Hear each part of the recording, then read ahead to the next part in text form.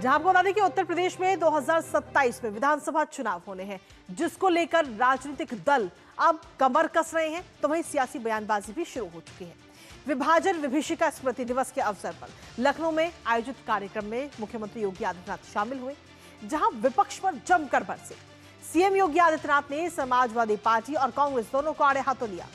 मुख्यमंत्री योगी आदित्यनाथ ने कहा कि उनके लिए दलित हिंदुओं का कत्लेआम मायने नहीं रखता, अपना वोट बैंक मायने रखता है। इसके साथ ही मुख्यमंत्री योगी आदित्यनाथ ने यह भी कहा कि उनकी राजनीतिक रोटी सेकी जाती रही, लेकिन कमजोर भारत हुआ है। विभाजन की कीमत भारत को चुकानी पड़ी, निर्दोष नागरिकों को चुकानी पड़ी। इसके साथ ही और किस तरीके से हमलावर होते हुए नजर आए मुख्यमंत्री योगी आदित्यनाथ, वो आपको बताएंगे, लेकिन उससे पहले आपको दिखाते हैं सीएम योगी का विपक्ष पर प्रहार। मुख्यमंत्री योगी आदित्यनाथ विपक्ष पर जमकर बरसे और विपक्ष को खरी खोटी सुनाते हुए नजर आए हैं। सीधे तौर पर खूब जमकर गरजे और बरसे हैं मुख्यमंत्री योगी आदित्यनाथ। इसके साथ ही विपक्ष को खरी खोटी सुनाई है। दलित हिंदू के मुद्दे पर विपक्ष पर करारा प्रहार करते हुए मुख्यमंत्री योगी आदित्यनाथ इस कार्यक्रम के दौरान नजर आए। उन्होंने कहा कि विपक्ष के लिए दलित नहीं, वोट बैंक ज्यादा जरूरी है, वोट बैंक ज्यादा अहम है। इसके साथ ही आजम खान के मुद्दे पर भी समाजवादी पार्टी को घेरते हुए नजर आए। उन्होंने कहा कि समाजवादी पार्टी की सोच पर उन्होंने सवाल उठाया है। दरअसल शिवपाल सिंह यादव की तरफ से जो बयान दिया गया कि अगर समाजवादी पार्टी सत्ता में आती है तो आजम खान को गृह मंत्री बनाया जाएगा, उस पूरे मामले को लेकर भी मुख्यमंत्री योगी आदित्यनाथ का ये बयान सामने है। उन्होंने कहा कि समाजवादी पार्टी आएगी तो ऐसे में दंगे होंगे उत्तर प्रदेश के अंदर, ये बात उनकी तरफ से कही गई।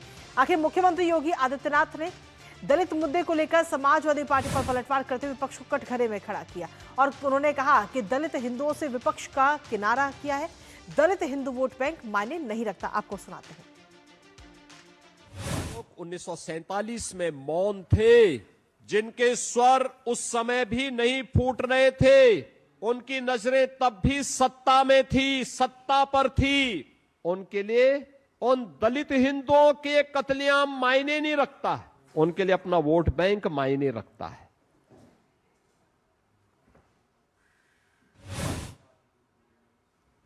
तो मुख्यमंत्री योगी आदित्यनाथ ने कहा कि दलित हिंदू वोट बैंक मायने नहीं रखता उनके लिए। इसके साथ ही मुख्यमंत्री योगी आदित्यनाथ ने समाजवादी पार्टी को भी आड़े हाथों लिया और शिवपाल सिंह यादव के बयान पर वार किया और कहा कि समाजवादी पार्टी फिर से दंगा कराना चाहती है।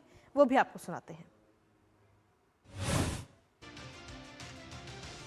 विभाजन के लिए जिम्मेदार व्यक्ति के नाम पर विश्वविद्यालय बनाने वाले व्यक्ति को समाजवादी पार्टी आज पैरोकार बनती है कि हम आएंगे तो उसको गृह मंत्री बनाएंगे।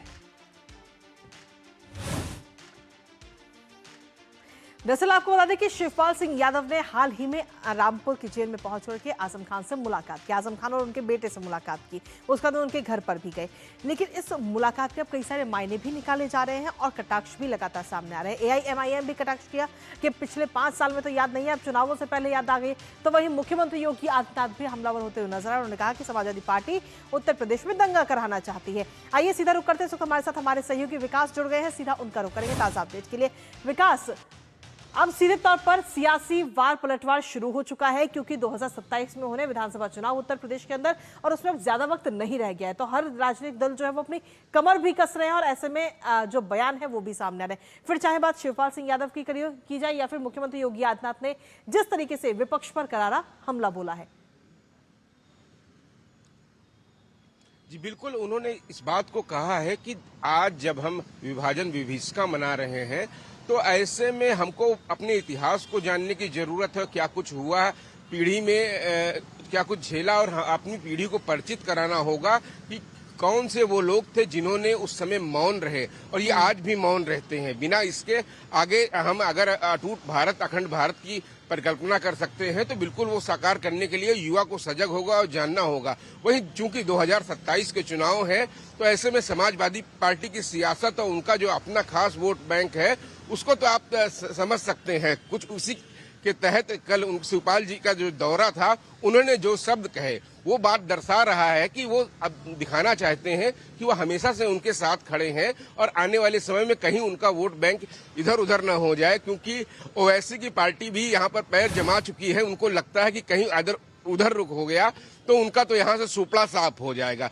वहीं मुख्यमंत्री योगी आदित्यनाथ राष्ट्रवाद, विकास और राष्ट्र प्रथम की बात करते हैं। उन्होंने इस बात का आज साफ संदेश दिया कि हर युवा का जानना होगा अपने इतिहास के हर पहलू को, चाहे वो एक काला दिन रहा हो, उसको सीख लेनी चाहिए कि भविष्य में कभी ऐसी कोई चुनौती ना आए। साथ साथ भविष्य के लिए तैयार रहना होगा ऐसे लोगों से जो समाज को दिग्भ्रमित करते हैं। जी, इसके साथ ही विकास आजम खान को लेकर भी कहीं ना कहीं बयान शिवपाल सिंह यादव की तरफ से दिया गया कि अगर 2027 में चुनावों के बाद में अगर समाजवादी पार्टी सत्ता में आती है तो आजम खान को गृह मंत्री बनाया जाएगा। अब उस बयान को लेकर भी कई सारी चर्चाएं सामने आ चुकी हैं, क्योंकि आजम खान की अगर हम बात करें तो उनकी पूरी क्राइम कुंडली भी रही है। अब उनको गृह मंत्री बनाने का दावा किया जा रहा है और इस पर भी कटाक्ष मुख्यमंत्री ने किया। विकास